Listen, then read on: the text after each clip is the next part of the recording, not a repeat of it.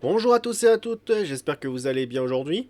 Bon, comme vous savez, je suis sur ma nouvelle chaîne et j'ai remarqué que transporter mes vidéos sur une nouvelle chaîne, ça n'a pas très bien plu parce que je vois qu'il y a personne qui regarde. Donc bon, là, je vais faire des espèces de focus sur Resident Evil, comme je suis fan de cette saga et puis à l'approche de Resident Evil Requiem, j'ai décidé de me lancer. Alors là, ça sera pas du coup des 5 faits, ça sera des focus. Je vais commencer par Chris Redfield. Donc, je vais parler un peu de lui, de chaque apparition qu'il a faite. Donc, je vais commencer par le premier Resident Evil remake de 2002. Donc, Chris est un membre des Stars du groupe Alpha, l'équipe Alpha. Il enquête sur le manoir de Spencer et découvre que les expériences d'Umbrella, c'est le point de départ de sa guerre contre le bioterrorisme. Donc là, il apparaît en fait pour la première fois avec l'équipe, on va dire originelle. Moi, c'est comme ça que je l'appelle.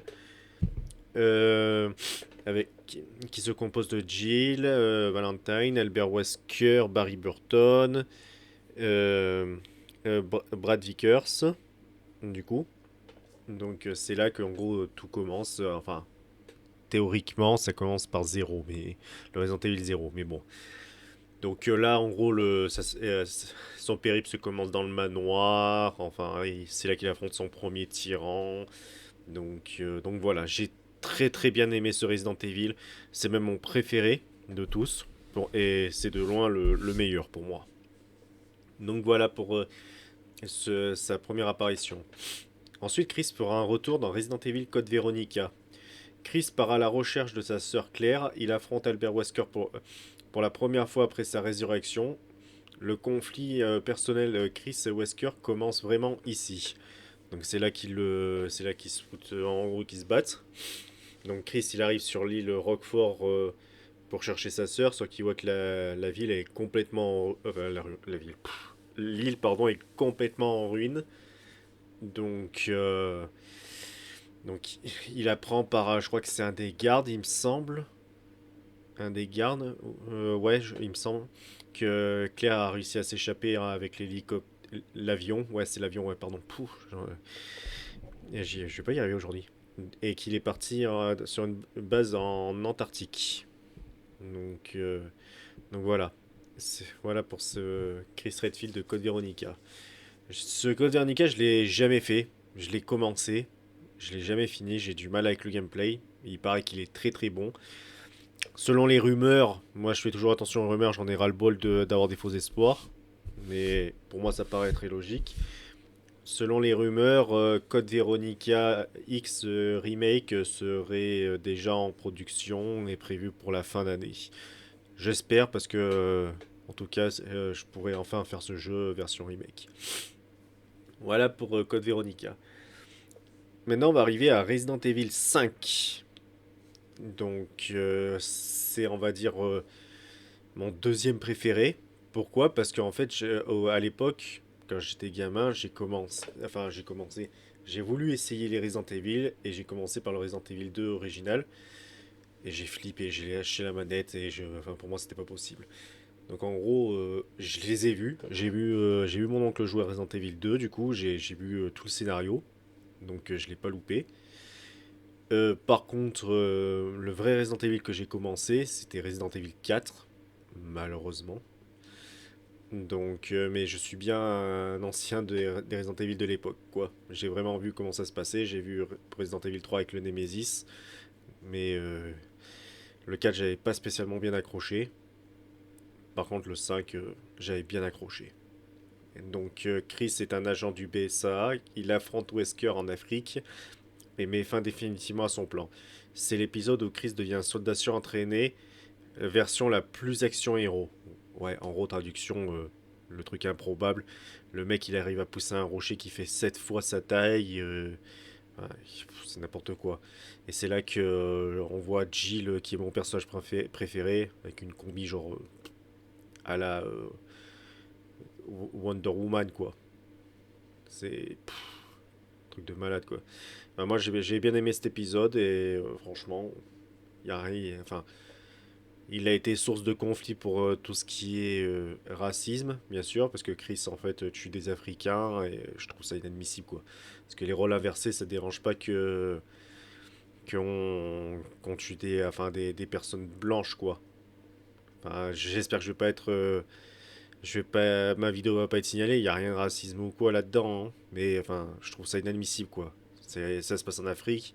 Moi, je trouverais ça justement plus lamentable que le jeu se passe en Afrique et qu'on ait affaire qu'à des personnes de type européen, quoi. Je dirais, mais attends, ils se foutent de la gueule de qui, quoi.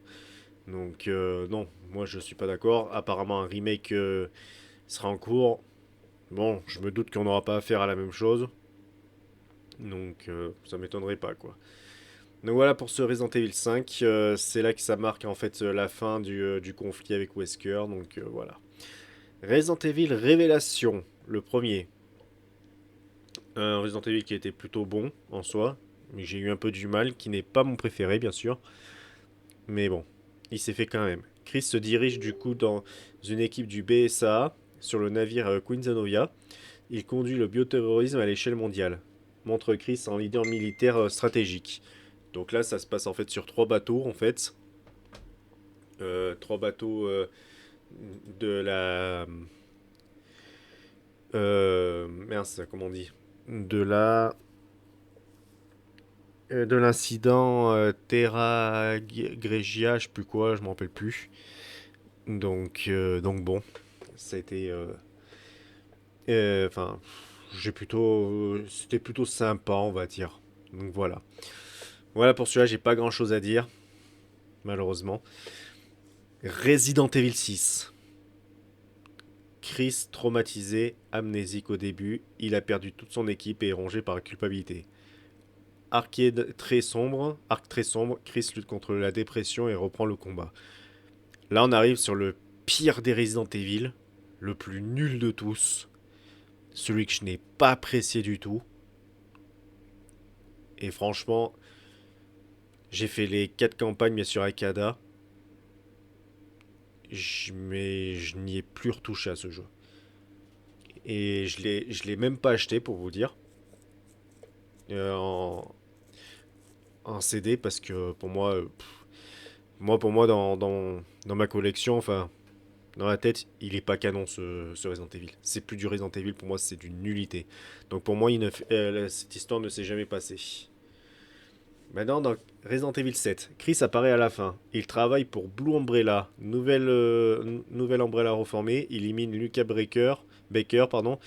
Son apparence est controversée. Alors effectivement, il a une apparence qui n'est pas du tout en fait la sienne, qui ne ressemble pas.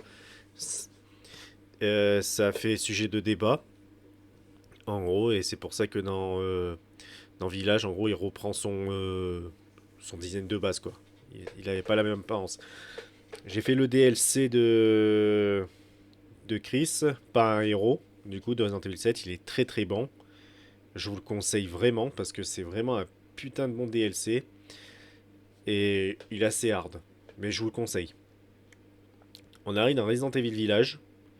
Chris est plus froid, secret et brutal. Il manipule Ethan pour une mission contre Miranda. Révèle un Chris pragmatique, prêt à tout pour la mission. Donc là, en fait, on arrive à un Chris Redfield à son paroxysme. Pardon, putain, j'en ai ras le cul de plus pas savoir parler. Et moi, j'avais pas vu de cette façon qu'il manipulait Ethan. Mais, mais bon, si c'est vraiment ça, c'est vrai que ça fait un peu hard, quoi. Attention, spoiler, pendant une petite minute, à la fin du jeu, il s'aperçoit qu'un de ses soldats, en fait, enfin un des soldats du BSA, en fait, c'était une arme biologique. Donc il s'est rendu compte que le BSA était, on va dire, souillé, quoi. Donc du coup, il décide d'aller demander des comptes, quoi. Et moi, donc du coup, je pensais que Resident Evil 9, en gros, allait faire cette suite-là, quoi. Donc non, du coup, Resident Evil Requiem, du coup, part sur une autre chose. Ce qui est dommage, je trouve. Mais bon, On verra bien.